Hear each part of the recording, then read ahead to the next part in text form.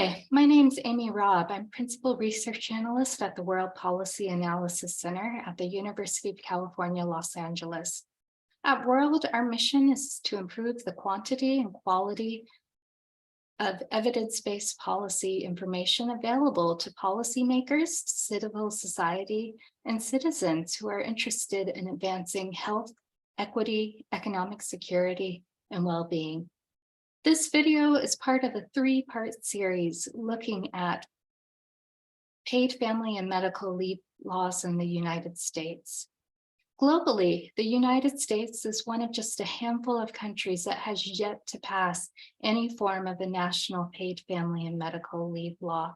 In fact, the US stands alone alongside Papua New Guinea and just 5 small Pacific Island states and failing to do anything to protect the economic security of family following the birth of a child or a major medical event for individuals or their families. But this is an area where states have shown tremendous leadership, and states have passed laws that help protect and improve the health and economic security of their residents and reduce structural inequalities. In this video, we'll be talking about paid family leave for serious illnesses.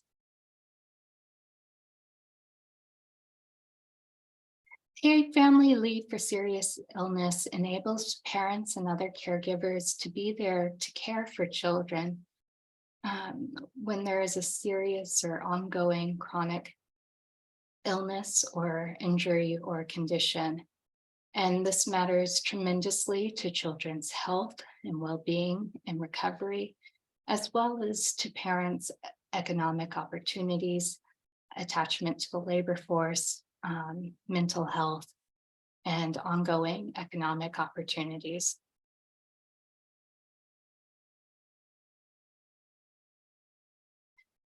Unlike other areas of paid family and medical leave law, such as paid personal medical and disability leave or paid parental leave, paid family leave is the only area where US geographies tend to take a common approach. Paid family leave is generally covered by a single piece of legislation, and this was a more recent area of policy, so these tend to just be covered in one place.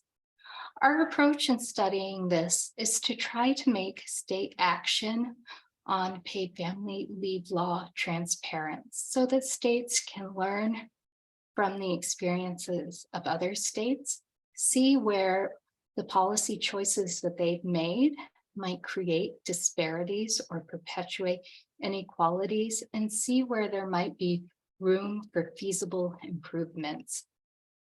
So to do that, we've used a legislative text to create quantitative indicators. And we like to map these because this allows people to really rapidly see how their state or local geography compares to another. And in this map, you can see that all of the states in dark green have 12 weeks of paid family leave for family illness, for serious illnesses. So this is the same length of paid leave as is covered in federal unpaid family and medical leave, except the main difference is it's paid, so more families are able to access it. States in gray, of course, have no paid leave. It's unpaid leave. They are only covered by federal FMLA. States in orange only have 6 weeks of paid leave, and California in yellow only has 8 weeks. Now, globally, the US is not as much of an outlier on paid family leave for serious illnesses as it is for paid parental leave or paid medical leave, where it is one of only a handful of countries in the world. So US geographies do have the opportunity to become policy leaders in this area. Less than half of high-income countries ensure at least 6 weeks of paid leave to care for a seriously ill child, less than a quarter do so for a seriously ill spouse or parent. However, it's worth recognizing that the length of leave we're talking about may be too short to really meet the full range of health needs, especially for more catastrophic health needs. So for example, a child with cancer, parents may need up to a year from work to meet those caregiving needs. So depending on how many caregivers are available, even 12 weeks may be insufficient. Similarly, an adult family member at end of life care, this may be a very lengthy period. And again, 12 weeks may or may not be sufficient. And this really depends on the number of caregivers who are available to provide care. So with that in mind, we've also looked at who can an employee take paid leave for serious illnesses. So federal law provides unpaid leave for a spouse, child, or parent, and Delaware uses that language as well. That's what's in yellow. The states in light green have extended that to cover any immediate or extended family member. But increasingly, many people move around. They may not live in the same state as blood relatives. They may not even live in the same country as their birth.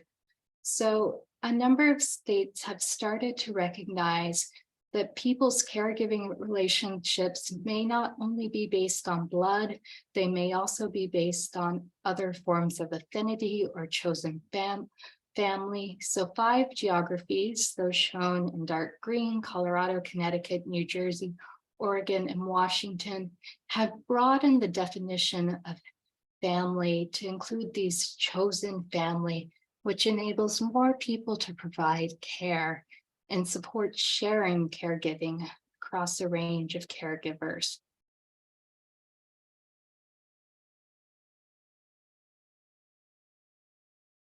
When considering whether or not to take paid leave for a family member, an important consideration is the affordability of taking paid leave.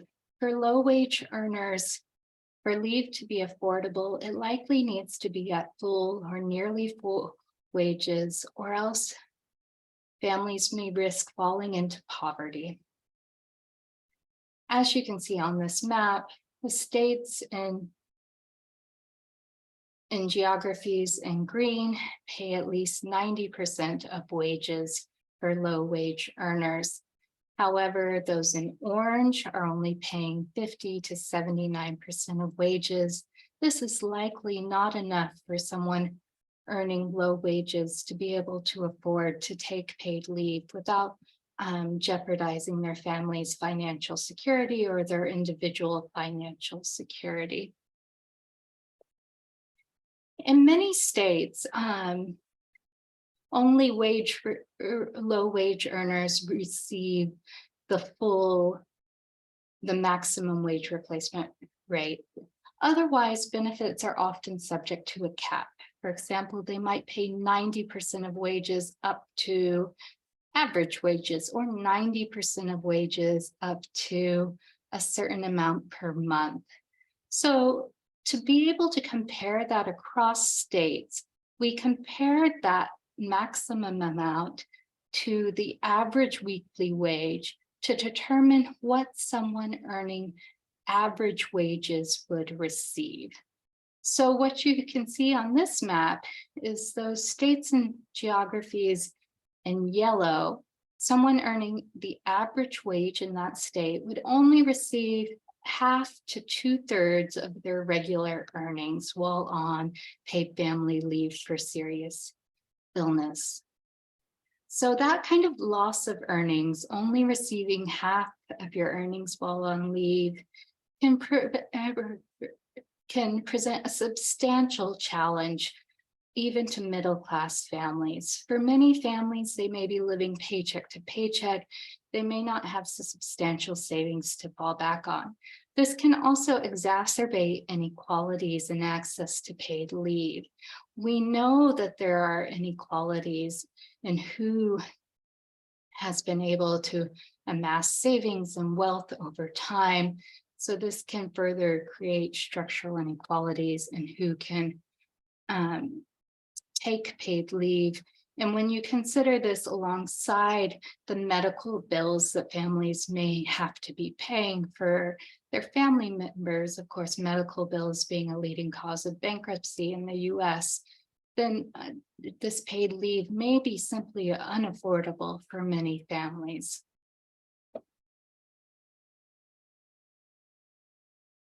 Alongside affordability, it's important to consider who's even eligible to take paid leave. At World, we did a study a couple of years ago looking at the eligibility criteria that were embedded in US unpaid federal leave. These are things like minimum firm size, how long you have to work for your employer, minimum hours of work. And what we found is once you consider all of those different requirements, just over half of workers were ineligible to take unpaid leave. And that's before you even considered who could afford to take that leave, who could afford complete loss of pay while on leave. And disproportionately, those eligibility criteria excluded Latinx workers. Latinx workers tended to be more likely to work for small businesses. The eligibility criteria disproportionately excluded women. Women tended to work for part-time. So these are structural inequalities built into the law itself. Now, in passing paid leave laws, US states and territories have managed to improve on the federal legislation in important ways. By making it paid, it's certainly more affordable for families to take paid leave, but they've also made these really important design changes. They've expanded coverage to reach more individuals and their families, but there are still some important gaps where coverage could be further expanded. And in mapping all of these seemingly neutral criteria, these kind of in the weeds policy details that maybe we don't think much about when a policy bill is being debated, but matter immensely to whether any one individual can actually take leave, we can begin to move these laws that create barriers to equity in health and economic security and well-being. So here you can see nearly all US states and geographies with paid leave have improved on unpaid, or actually all, sorry, states and geographies with paid family leave have improved on unpaid leave by reducing the requirement that you have to work somewhere with at least 50 employees.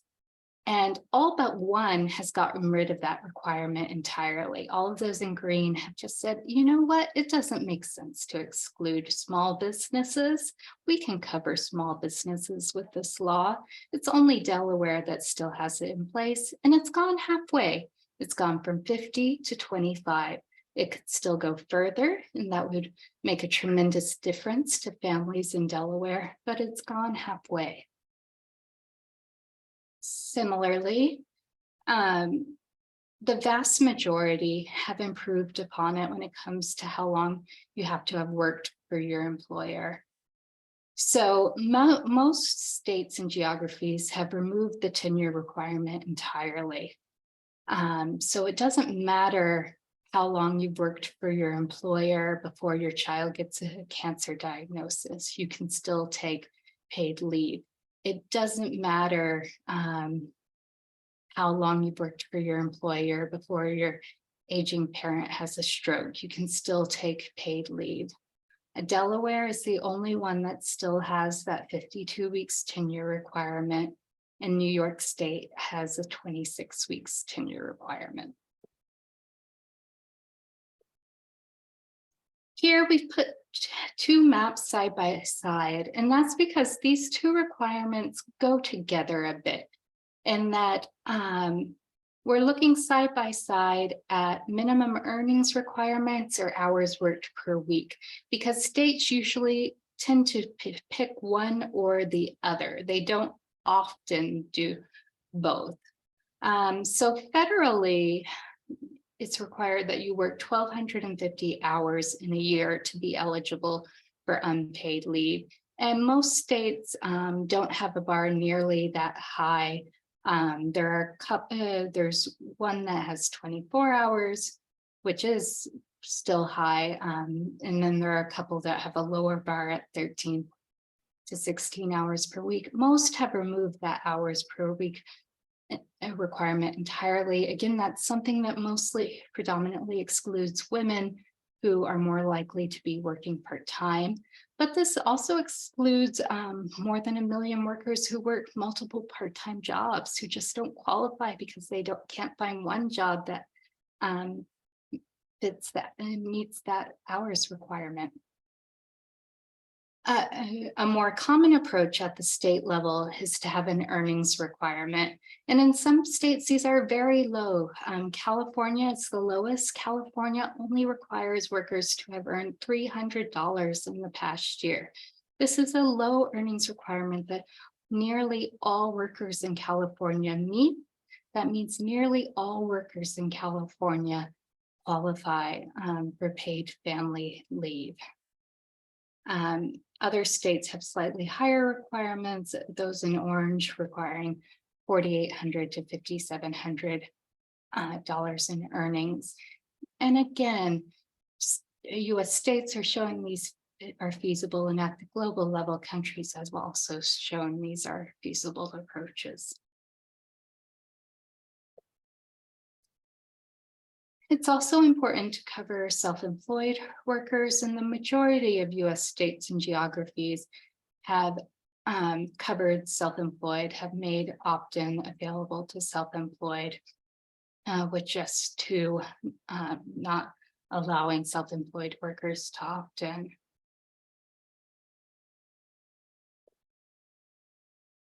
Alongside making leave affordable and ensuring workers that are eligible for paid leave, it's also incredibly important to ensure that workers can have job protection while on paid leave.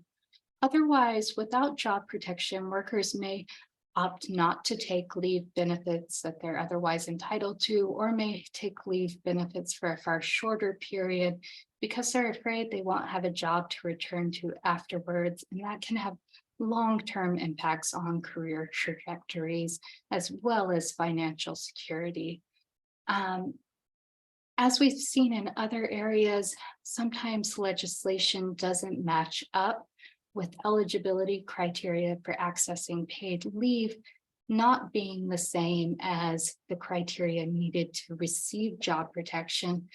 And that really undermines all of this tremendous progress states have made in making more of their residents eligible for paid leave. If you've watched some of our other presentations, you might be encouraged to see that this is an area where it's more equitable. So here, Delaware, Maryland, Massachusetts, New York, and Rhode Island, you can see the blue bar and the red bar are the same height. The blue bar is the percentage of workers eligible for paid family leave for serious illness. The red bar is the percentage of workers who are eligible and have job protection. So that's really great that workers who are eligible for paid leave also have job protection while on paid leave. So a lack of job protection isn't a barrier to being able to take paid leave. You can see there's immense variation though in who's eligible and job protected while on leave. Delaware, which I highlighted in a few maps, is kind of standing out for having those more stringent eligibility requirements. Only about half of workers are eligible and have job protection for paid leave, compared to Maryland, where it's more than 90%, Massachusetts, where it's around 85, Rhode Island, more than 80%, New York, a little bit more than 75%. So these maps we showed you, those policy design decisions, those really do have big implications for how many people can take paid leave. And that in turn is likely to really have large implications for structural inequalities, for who is actually covered and who's excluded. The other states and geographies, there's a disparity between who's eligible for paid leave and who's eligible and has job protection. And in some states, this is actually quite large. So in California, more than 95% of workers are eligible, but less than 60% have job protection. So job protection really is a big barrier to who's likely to be able to take paid leave. Similarly, DC, about 100% eligible, less than 60% have job protection. Washington State, nearly 90% eligible, and only a little more than 40% having job protection. So more than likely, those who are most likely to need job protection are also the ones who are excluded, with just tremendous consequences for health, economic security, and well-being. So I hope this presentation has given you a sense of the power of data and highlighting how these policy decisions can have real implications.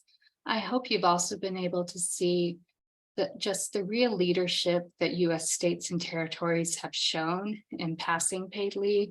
These policies really are a tremendous improvement over the unpaid federal family medical and leave laws.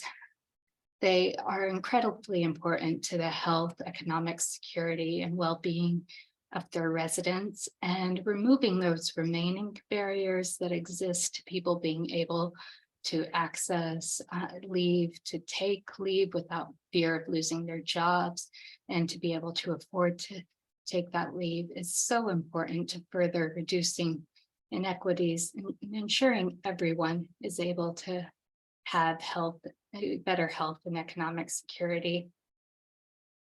If you're interested in learning more about anything shared in this presentation, you can access policy briefs, downloadable maps, and download the data set on our website, worldpolicycenter.org. You can also access global data on our website. And we really encourage you to reach out if you're interested in collaborating on advancing evidence-based policy reform. Thank you for your time, and I hope you found this of value.